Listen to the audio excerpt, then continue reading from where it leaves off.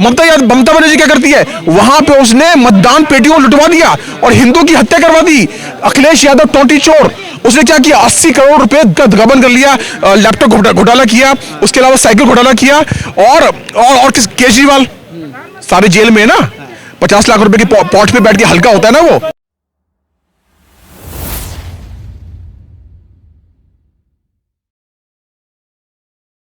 चार राज्यों में चुनाव थे हाल ही में, जिसके अंदर 3 राज्यों के अंदर बीजेपी ने भारी मतों से अपनी विजय हासिल करी। अब 24 इलेक्शन का क्या लगता है कि 24 के अंदर भी भाजपा ही वापस आ पाएगी या फिर कोई और पार्टी या गठबंधन के अंदर कोई नया फेस प्रधानमंत्री का बनने वाला है? कई लोग यहाँ पर हमारे साथ मौजूद हैं, इनसे बात करते हैं और इनसे जानते हैं कि 24 इलेक्शन का इनको क्या विचार है और ये किसको इस बार प्रधानमंत्री की गद्दी पर विराजमान करने वाले हैं। सर बहुत बहुत नमस्कार। नमस्कार जी। क्या नाम हुआ सर? कार्तिक है। सर क्या लगता है 24 के अंदर इस बार भाजपा दोबारा वापसी कर पाएगी भारी मतों से? जैसे बार बार बोला जा रहा है 400 पार 400 पार। अरे सर, आप ये सवाल पूछना कर दो बंद कि कौन आने वाला है। पूरी दुनिया को पता है, दुनिया भारत से बाहर सबको पता है कि मोदी ही आने वाला है। राहुल गांधी आएगा नहीं आएगा ये क्वेश्चन मार्क कर दो, वो आने वाला ही नहीं है। ये पूछिए कि 2024 में राहुल गांधी क्या करेगा, अब समझे, कहीं पंचर जोड़ेगा या किसी नट टाइट करेगा या कहीं केक बनाएगा या कहीं झाड़ू मारेगा या भारत जोड़ो यात्रा निकालते रहेगा।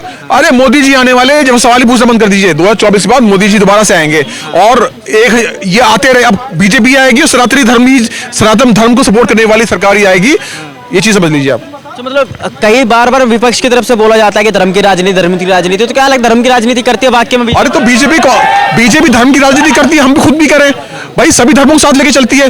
पहले क्या था, विशेष धर्म को दिया जाता था सपोर्ट, अब सबको दिया जाता है। अब सड़क बनाई जाती है तो ये पूछा नहीं जाता कि मुस्लिम चलेगा क्या, नहीं, वो सड़क मुस्लिम के लिए भी है, मुस्लिम ग्रो करेगा, सिख ग्रो करेगा, सबके लिए बनाई जाती है। अस्पताल बनाए जा रहे हैं, किसके लिए, सबके लिए बनाए जा रहे हैं। तो सिर्फ मोदी जी और बीजेपी हिंदू मुस्लिम कर रही है, बाकी सब लोगों ने सिर्फ मुस्लिम किया था, देश में दंगे करा दिए, सिखों की हत्याकांड करवा दी, वक्फ बोर्ड बनवा दिया, वक्फ बोर्ड जैसा पिशाच बना तैयार कर दिया, सिखों ये आपके जम्मू कश्मीर में हत्याकांड करवा दिए।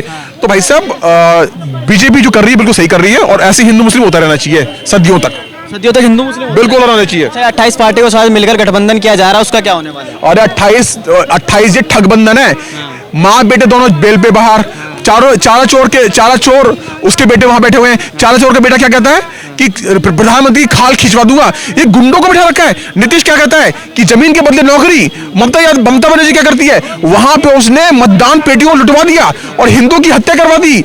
अखिलेश यादव टोटी चोर, उसने क्या किया, 80 करोड़ रुपए का गबन कर लिया, लैपटॉप घोटाला किया, उसके अलावा साइकिल घोटाला किया। और किस, केजरीवाल सारे जेल में है ना, 50 लाख रुपए की पॉट पे बैठ के हल्का होता है ना वो। क्यों, अभी सर्दी आने वाली है ना, 50 लाख गरीब होंगे। अरे भैया जितना तूने अपने घर पे पैसा खर्चा किया है वहां गरीबों में बांट देता, उनके लिए घर दे देता, कुछ तो करता, कुछ भी नहीं किया इसने, निकम्मे। केजरीवाल साहब तो सुनिए ना, ये मुन्ना भाई, अपने कौन मुन्ना भाई, नीतीश संसद में क्या कहते हैं, ऐसी अभद्र भाषा का इस्तेमाल करते जो मैं बोल नहीं सकता। मुन्ना भाई क्यों कह रहा हूं, उसका बचपन का नाम मुन्ना भाई है, बुरा मत मानिए नीतीश बाबू, बुरा मत मानिए इस बात का। तो वो गुंडे हैं, गुंडे मवालों की पार्टी है। और ये जो बाल ठाकरे के बच्चे हैं, बाल ठाकरे साहब को मैं बड़ा सम्मान देता हूं, उनका नाम मिट्टी में मिला रहे हैं। मतलब देश में क्या कर रहे हैं हिंदू मुसलमान, एक 2 कौड़ी का आदमी स्टैलियन, वो हरामखोर, वो क्या कहता है कि हिंदू जो धर्म है, सनातन धर्म जो कीड़े मकोड़े की तरह है, कोरोना की तरह है। किसी ने आवाज उठाई, किसी 28 जमाने ने बोला नहीं बोला। स्वामी प्रसाद मौर्य, 2 जूते इसके मुंह पे मारो, 2 चप्पल मारो इसके मुंह पे। ऐसे क्या बोला हमारी माता के लिए कि 4 हाथ वाली माता होती है, इसकी औकात है बोलने की? कैसे बोल रहा है, इसकी कैसे बोल रहा है? किसी ने ट्वीट करा, राहुल गांधी ने बोला कि आपने कैसे बोला, क्योंकि नहीं बोलेंगे। ये देश को कुतरने में लगे पड़े हैं, 17 साल से ये काम कर रहे थे। केजरीवाल साहब की बात कही तो केजरीवाल साहब तो कहते हैं कि मोदी जी इस जन्म में तो क्या अगले जन्म में भी हमें हरा नहीं पाएंगे।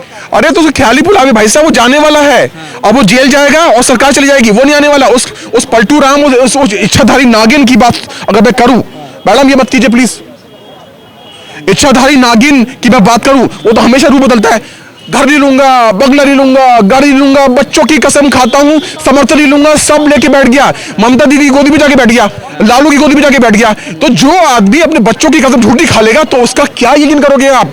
वो आदमी यमुना की जल को हाथ में लेता है, गंदे जल को कहता है ये तो साफ है। अरे तो पीना, पी के दिखाना उसको, नहीं पी पाया। हमारी आंखों में धूल झोंक रहा है, अपने अपने संसद अपने जो मेंबर है उनकी सैलरी बढ़ाने का प्रस्ताव उसने संसद में डाला है उस निकम्मे आदमी ने। अरे कम से कम कमांडोज की सैलरी तो दे दे, अरे कम से कम मोहल्ला क्लिनिक में जो सैलरी पेंडिंग पड़ी वो तो दे दे। तेरे अंदर की सारी खबरें मेरे पास है क्योंकि तेरे जो एम्प्लॉय काम करते हैं सब मुझे खबरें देते रहते हैं। और मोहल्ला क्लिनिक गिने चुने इक्का दुक्का कुछ है, उसमें भी 2 करोड़ की घटिया दवाई वहां पर आती है। तो भाई साहब ये केजरीवाल तो जेल जाएगा, दोबारा नहीं आने वाले, इसके ख्याल ही बुलावे। ये इतना अच्छा तो कार्य करा रहे हैं दिल्ली में, क्या अच्छा झीले हाँ, सही कह रहे हैं धूल मिट्टी सॉरी कूड़ा फैलवा रहे हैं। ठीक है, उन्होंने क्या कहा था कि मैं दिल्ली को बना दूंगा पेरिस, और क्या बना दिया वेनिस, मतलब पूरे दिल्ली को भिगो दिया। लंदन पेरिस नहीं बनाया है, झीलें दी हैं इतनी अच्छी अच्छी। हाँ वही तो मैं कह रहा हूँ, झीलें दे दी भाई साहब। मैं तो गाड़ी लेने वाला था, मैंने गाड़ी लेने कर दिया कैंसिल, अब मैं लूंगा बोट। इसके लिए धन्यवाद करना पड़ेगा मुझे केजरीवाल का। धन्यवाद केजरीवाल साहब, मैं बोट लूंगा 10 लाख रुपए की।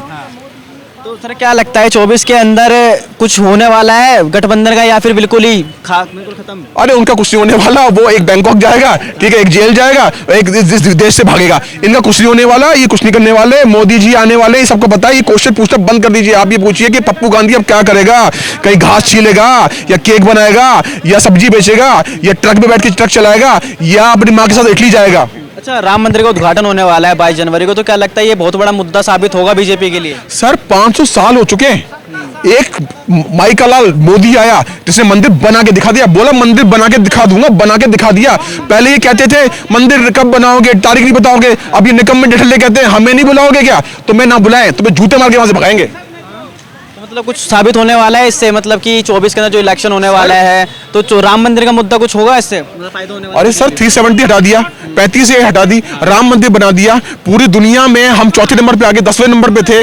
2018 तक पूरी भारत में बिजली पहुंचा दी मोदी जी ने। नल से जल की स्कीम से सबको स्वच्छ जल पहुंचाया। उसके अलावा 2.5 लाख रुपए मकान बनाने के लिए दिए हैं। पूरी दुनिया के अंदर जो नया बिजनेस स्टार्ट करने का इकोसिस्टम होता है उसमें हम नंबर 1 पे हैं। मोबाइल फोन मैन्युफैक्चरिंग में हम लोग नंबर 1 पे हैं। इंटरनेट यूजर में हम नंबर 1 पे हैं।